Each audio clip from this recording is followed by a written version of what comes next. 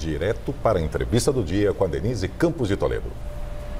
Eu converso agora com o senador Humberto Costa, que é segundo vice-presidente do Senado e presidente nacional do PT, o Partido dos Trabalhadores. Senador, boa noite. Boa noite, um prazer estar com vocês. Bom, vamos falar muito das pautas aí do Congresso, mas antes eu queria falar sobre a situação do Ministério, né? Agora, Ministério das Comunicações, com a indicação confirmada do deputado federal Pedro Lucas Fernandes, que é do União Brasil. Teve uma certa polêmica em relação a isso, porque ele tem uma postura mais governista, inclusive ele trabalhou na própria candidatura do presidente Lula, ele o apoiou. Então, eu queria saber como é que o senhor vê, ele trabalhou com o Flávio Dino também, quando era governador. Está tudo certo essa questão?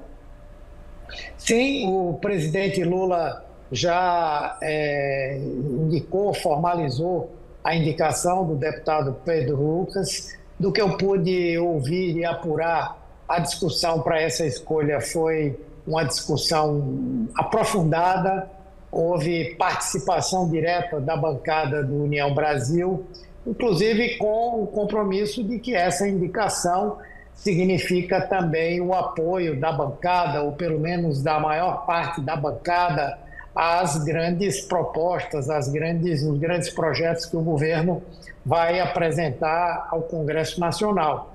Então, nos parece que dessa feita nós estamos firmando também um compromisso para que tenhamos a fidelidade, o apoio do União Brasil da Câmara às grandes ações do governo.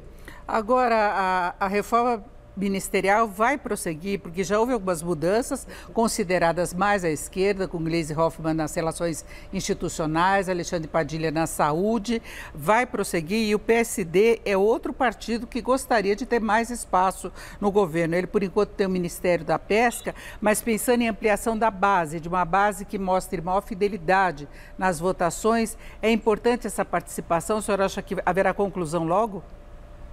Bem, eu acredito que haverá. No entanto, você tem acompanhado que o presidente Lula tem guardado as 7 chaves, as decisões que ele vai tomar. Eu acredito que haverá uma conclusão em breve da reforma e ela deve não só contemplar os partidos que podem ampliar a base de sustentação do governo no Congresso Nacional, na Câmara e no Senado, mas também alguns ajustes, né, para que nós possamos ter um desempenho melhor do governo. Eu acredito que o PSD deverá ter um tratamento diferenciado. Há uma reivindicação da bancada da Câmara no sentido de que o Ministério da Pesca seja substituído por um outro ministério mais denso, com mais capilaridade, com mais recursos. Então, eu acredito que isso vai acontecer, mas, repito, só quem sabe o que o presidente Lula vai fazer é ele.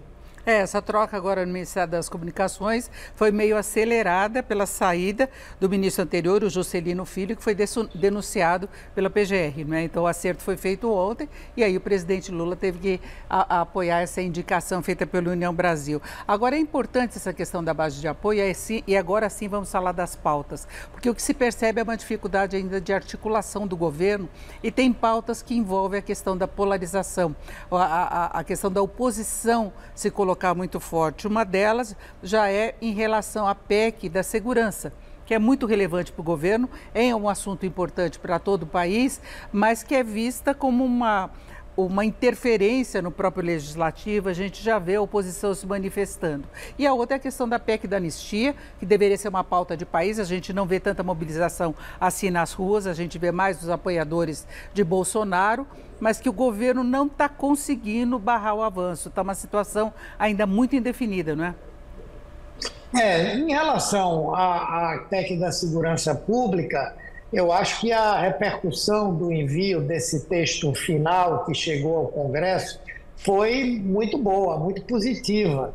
Inclusive, todos os governadores, acho que à exceção do governador de Goiás, o Ronaldo Caiado, todos consideraram que algumas limitações, alguns equívocos que poderiam existir no texto inicial foram corrigidos, preservando-se a autonomia dos governos estaduais em relação às suas políticas, dando um papel importante às guardas municipais, garantindo que os recursos, tanto do Fundo Nacional Penitenciário como o Fundo de Segurança Pública, não sofrerão mais contingenciamentos, e fazendo uma proposta que é de atuação coordenada, sem sobreposição do governo federal com os governos estaduais. Acho que ela está indo bem. Com relação à PEC da anistia, eu acredito que essa proposta não deverá ser aprovada. Certamente que há uma pressão muito grande da extrema-direita para a aprovação dessa medida, mas não há apoio na sociedade para que essa mudança aconteça, para que essa anistia seja apresentada. E, por outro lado, nós ainda temos um longo caminho para que isso possa vigorar, até porque há um entendimento claro de que se trata de uma medida inconstitucional e, certamente, no final de tudo, ainda a última palavra será do Supremo Tribunal Federal, que deverá também considerar que essa proposta não se adequa ao que a Constituição prevê. Então, mesmo que haja uma pressão muito grande e uma força da extrema-direita para isso, mas eu creio que, ao final, essa proposta não vai prosperar. Agora, senador, o senhor está como presidente interino do Partido dos Trabalhadores. Com a saída de Gleisi Hoffmann, haverá eleições no mês de julho. Os eleitores filiados que vão votar, e tem toda uma campanha contrária ao que seria o preferido do presidente Lula, que é Edinho Silva, ex-prefeito de Araraquara. O que se fala é que o senhor tem feito campanhas no seu estado para conseguir mais eleitores, mais filiados. Isso ocorre também com o Gilmar Tato aqui em São Paulo, com o prefeito Quaquá, no Rio de Janeiro. Enfim, há uma mobilização interna do partido contra o candidato preferido pelo presidente Lula. Se trata de uma oposição ao presidente? O que está acontecendo internamente? Não. Na verdade, o PT é um partido muito diversificado e muito grande, e que tem, naturalmente, divergências. Mas nós temos também a prática de construção de consensos. E, nesse caso, nós estamos marchando para isso. Não há qualquer veto ao nosso companheiro Edinho Silva, muito menos pelo fato de ele ser o preferido do presidente, e não faz sentido que o partido que tem o presidente da República como filiado tenha um presidente de partido que não seja inteiramente do agrado do presidente. Não se trata de subserviência, mas o presidente do PT precisa ter o tempo inteiro as portas abertas para confabular com o presidente, para discutir posições do partido e do governo, para questionar, para lançar ideias. Então, deve recair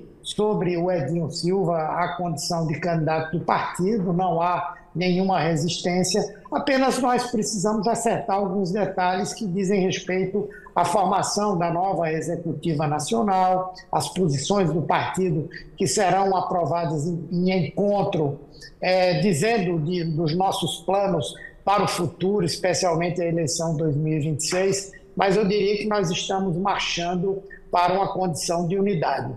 O partido tem que ir unido, inclusive pela diversidade toda que vai enfrentar em 2026. A gente já vê vários temas contaminando as discussões para as eleições do ano que vem. Agora, o partido também demonstra uma certa independência em relação a pautas. Apoia, por exemplo, a ideia do presidente de aumento da faixa de isenção, mas defende a questão do fim da jornada de trabalho de 6x1. Para a gente finalizar, eu queria saber como é que ficam essas divergências, que na prática, em alguns casos, vira fogo amigo, não é? Propostas de Haddad de maior controle fiscal, inclusive o presidente assinou hoje vários vetos à proposta orçamentária. E aí, como é que fica a situação? Não há divergência. Na verdade, em relação à escala 6x1, apenas o governo não se posicionou ainda. Houve uma posição inicial do ministro do Trabalho, uma posição cautelosa, dizendo que precisava haver um aprofundamento da discussão, mas eu não tenho dúvida de que o governo vai encampar essa proposta, talvez propondo uma mudança gradativa, mas com certeza nós vamos reduzir essa jornada de trabalho que há no Brasil hoje, de 44 horas, o chamado 6x1, para algo que dê aos trabalhadores brasileiros um pouco mais de tempo de lazer, para estar com sua família, para estudar e até mesmo para desenvolver alguma outra atividade remunerada nesse tempo que vai lhe restar. Perfeito, eu agradeço muito a participação do senador Humberto Costa, que é segundo vice-presidente do Senado e presidente do PT, o Partido dos Trabalhadores. Senador, obrigado, uma boa noite. Eu que agradeço, um prazer. Com vocês.